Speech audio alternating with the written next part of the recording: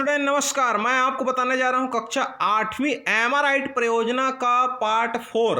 एमआरआईट परियोजना कक्षा 8वीं का जो प्रश्न 11 है वो बहुत लंबा बनेगा। चलिए इसका उत्तर मैं आप लोग को बताने जा रहा हूं। यहां पर प्रश्न 11 का उत्तर, इसके बाद मिलेगा आपको 12 का, 13 का, 14 का, सभी प्रश्नों का बेस्ट आंसर मिलेगा। तो एमआरआईट परियोजना कक्षा 8वीं के बच्चों को कहना चाहिए, पूरे छत्तीसगढ़ के सभी बच्चों को यहाँ पर बनाना है और बना करके अपने स्कूल में जमा करना है, ताकि उसके रिजल्ट में ये नंबर जुड़ सके, क्योंकि इसका नंबर रिजल्ट में जुड़ेगा। प्रश्न 11वां का उत्तर ध्यान दीजिए। प्रश्न 11 है, कागज और गत्ता का उपयोग कर निम्नांकित आकृतियों का क्षेत्रफल एवं आयतन निकालें सेंटीमीटर में। तो यहाँ पर क्रमांक है, आकृति का नाम है, लंबाई है, चौड़ाई है, त्रिज्या या ऊंचाई है, क्षेत्रफल है, संपूर्ण आपका आयतन। तो सबसे पहला आता है घनाभ। घनाभ के नीचे घन है, बेलन है, बहुत सारे चीज है, लेकिन सबका उत्तर यहाँ पर मैं आपको डायरेक्ट नहीं बता रहा हूँ। यहाँ पर सबसे पहले मैं घनाभ का बना रहा हूँ, उसके बाद आपको फिर घन का, बेलन का इत्यादि का लिखना है। तो ये है घनाभ का। लंबाई 8 सेंटीमीटर का हमने घनाभ लिया, चौड़ाई लिया 6 सेंटीमीटर का, और त्रिज्या या ऊंचाई लिया हमने 4 सेंटीमीटर का। लेकिन कागज के पत्तों से इसका क्षेत्रफल निकालने के लिए बोला है, फार्मूला का प्रयोग नहीं करना है। तो क्षेत्रफल 208 वर्ग सेंटीमीटर कैसे आया और आयतन इसका 192 कैसे आया, वो मैं आप लोग को बताने जा रहा हूं। यहां पर नीचे ध्यान दीजिए। तो सबसे पहले हम लोग एक घनाभ ले लेते हैं, जिसकी लंबाई 8 सेंटीमीटर है, चौड़ाई जो है 6 सेंटीमीटर है, और इसका ऊंचाई जो है आपका 4 सेंटीमीटर है। इसको लंबाई कहेंगे, इसको चौड़ाई कहेंगे, और ऐसा जो गया है उसको हम लोग ऊंचाई कहेंगे। लंबाई, चौड़ाई और ये ऊंचाई। ठीक, अब उसके बाद करना क्या है आपको, ध्यान दीजिए। इसकी जो लंबाई, चौड़ाई, ऊंचाई जो घनाभ आप लिए हैं, उसी के माप का आपको कागज लेना है। कागज को तोड़ना है आपको। कैसे? सबसे पहले हम लोग देखिए, ये जो आप दिख रहा है सामने का, इसी के आकार का हमने एक कागज लिया, और ठीक इसके पीछे भी उसी के आकृति का कागज बनेगा। उसको कैंची से काट लेना है आप लोग को। तो ये बनेगा, लंबाई इसकी 8 सेंटीमीटर, इसकी चौड़ाई कागज का 4 सेंटीमीटर। तो 2 कागज बनेगा, एक सामने का बनेगा और एक इसके पीछे साइड का बनेगा। इसी तरह से हम क्या किए हैं, यहाँ पर दूसरा कागज लेंगे हम। यहाँ पर ऊपर और नीचे का, ऊपर नीचे का मतलब ये हुआ कि इसका जो ऊपर वाला भाग है, ये है इसका ऊपर वाला भाग। ठीक, और इसके नीचे वाला जो भाग है, ये है इसके नीचे वाला भाग। ठीक, तो ये दोनों जो है लगभग सेम है। तो इसी के आकृति का 2 कागज और लेना है आप लोग को। फिर उसके बाद आपको कागज लेना है, आपको चौथा कागज। देखिए 4 कागज हो गए, यहाँ पर 5वां कैसे लेना है, अगल बगल के लिए। ये जो है आपका, ये साइड वाला, ये वाला 4, ये चौड़ाई है आपका, ये देखिए 6 का है, और ये 4 का है। ठीक इसी तरह से यहाँ से बनेगा आपका इस तरह से अगल बगल का, ये साइड बाय साइड का। आपको फिर 2 कागज और लेना है। तो कुल मिलाकर के आपके पास हो जाते हैं 6 कागज, क्योंकि घनाभ के लिए 6 फलक हैं। अब इसका क्षेत्रफल ज्ञात करने के लिए 6 कागज के क्षेत्रफल को निकाल लेंगे और उसको आपस में जोड़ देंगे। तो देखिए मैं सबसे पहले क्या किया हूँ, क्योंकि घनाभ में 6 आयताकार फलकें होती है, सभी कागज के टुकड़े को इस प्रकार हमने काट लिया, ताकि वे घनाभ के सभी 6 फलकों को ठीक ठीक बराबर पूरी तरह से ढक सके। अब इस कागज के क्षेत्रफल को निकाल कर योग करने से हमें घनाभ का क्षेत्रफल अर्थात संपूर्ण पृष्ठ प्राप्त हो जाएगा। घनाभ के सम्मुख फलक की आकार जो है सामने और पीछे का 8 गुणी 4 का है। इसी तरह से 8 गुणी 4 के 2 समान कागज के टुकड़े लेना होगा। घनाभ के नीचे और ऊपर की आकार जो है 8 गुणी 6 सेंटीमीटर माप की है, अतः इस माप की 2 समान कागज के टुकड़े लेना पड़ेगा। इसी प्रकार घनाभ के अगल बगल की जो आकार है वो 6 बाई 4 सेंटीमीटर माप की है, इसके लिए भी हमें 2 समान कागज के टुकड़ा लेना पड़ेगा।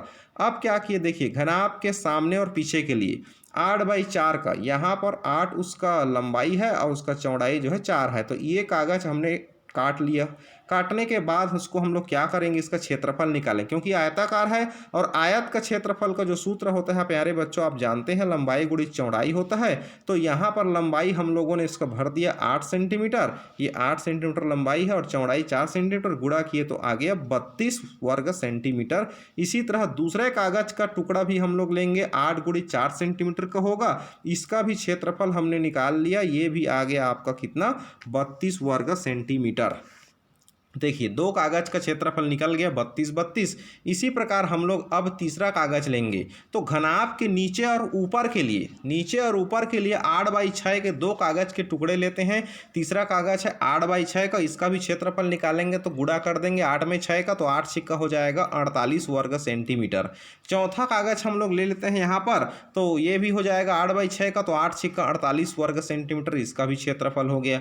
इसी प्रकार अगल बगल की दीवार के लिए हम लोग 2 कागज के टुकड़े लेते हैं जो अगल बगल की दीवार को पूरी तरह से ढक सके। तो इसके लिए भी हमने 2 कागज लिया। पांचवा कागज है 6/4 का, इसका क्षेत्रफल हो जाएगा लंबाई गुणित चौड़ाई, तो 6 गुणित 4 6 चौक 24 वर्ग सेंटीमीटर। छठवां जो लास्ट कागज है ये भी 6/4 का बनेगा, अगल बगल इसलिए दोनों सेम रहेगा। तो छठवां कागज का क्षेत्रफल हो जाएगा 6 गुणित 4, तो ये भी 24 वर्ग सेंटीमीटर। अब इन सभी 6 कागज के टुकड़े के क्षेत्रफल का योग करते हैं, तब पूरे घनाभ का संपूर्ण पृष्ठ का क्षेत्रफल हमें ज्ञात होगा। अब हमने क्या किया, घनाभ का संपूर्ण पृष्ठ जानने के लिए यहाँ पर सबसे पहले हम लोग पहला कागज, दूसरा कागज, तीसरा कागज, चौथा कागज, पांचवा, छठवां, इस तरह से सभी 6 कागज के क्षेत्रफल जो आया था 32 32 48 48 24 24, इसका हमने जोड़ दिया। तो हमको लास्ट में पता चल गया यहाँ पर 208 वर्ग सेंटीमीटर इस घनाभ का संपूर्ण पृष्ठ या क्षेत्रफल हमको मिल गया। ये इसका उत्तर है। अब इसका आयतन कैसे निकालेंगे, इसी प्रकार आयतन ज्ञात करने के लिए इस घनाभाकार बॉक्स की धारिता पता करते हैं।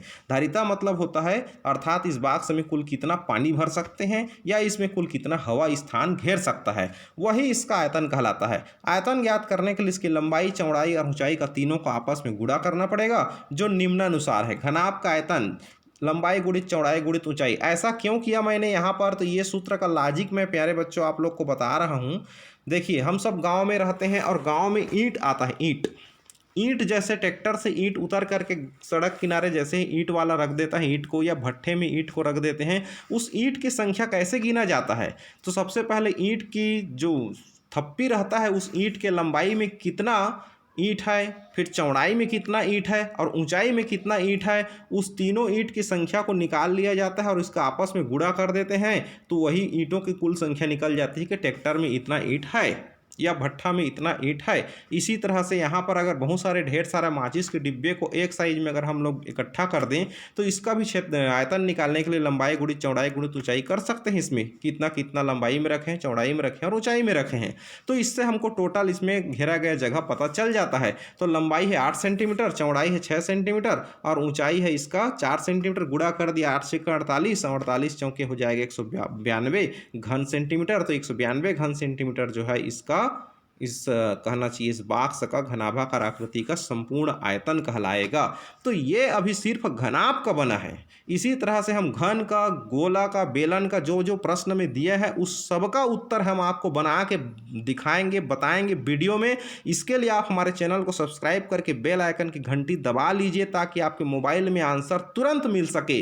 तो इसके लिए आप धैर्य धारण रखिए, अभी जमा करने के लिए आपके पास बहुत सारा समय है। आप आराम से बनाइए और अच्छे से बनाइए। विशेष सूचना, आपसे निवेदन है कि इसी प्रकार इसका शेष उत्तर प्राप्त करने के लिए प्रश्न 11 का भी शेष उत्तर बाकी, फिर प्रश्न 12 13 14 सबका उत्तर बताऊंगा मैं आप लोग को। और अन्य सभी प्रश्नों को उत्तर प्राप्त करने के लिए हमारी चैनल विजय दिवाकर को सब्सक्राइब कर लीजिए और घंटी जरूर दबाएं, तभी आपके मोबाइल में पहुंचेगा। और व्हाट्सएप ग्रुप ज्वाइन कर लीजिए, मैं उसमें भी वीडियो भेजते रहता हूं इसके संबंध में। तो डिस्क्रिप्शन बॉक्स में लिंक है, वहां से हमारा व्हाट्सएप ग्रुप आप ज्वाइन कर सकते हैं। बहुत बहुत धन्यवाद। कम से कम अपने मित्रों को फॉरवर्ड कीजिए, आपने क्लास के स्टूडेंट ग्रुप में जरूर डालिए, क्योंकि इसको बनाना जरूरी है। इसको बना करके स्कूल में जमा करेंगे तभी इसका नंबर आपके अंक सूची में जुड़ेगा। इसलिए सभी दोस्तों को फॉरवर्ड कीजिए और पसंद आया तो लाइक जरूर कर दीजिए, थैंक यू बोल दीजिए कमेंट बॉक्स में, ताकि हम आपके लिए नेक्स्ट प्रश्न का उत्तर जल्दी से जल्दी बना सकें।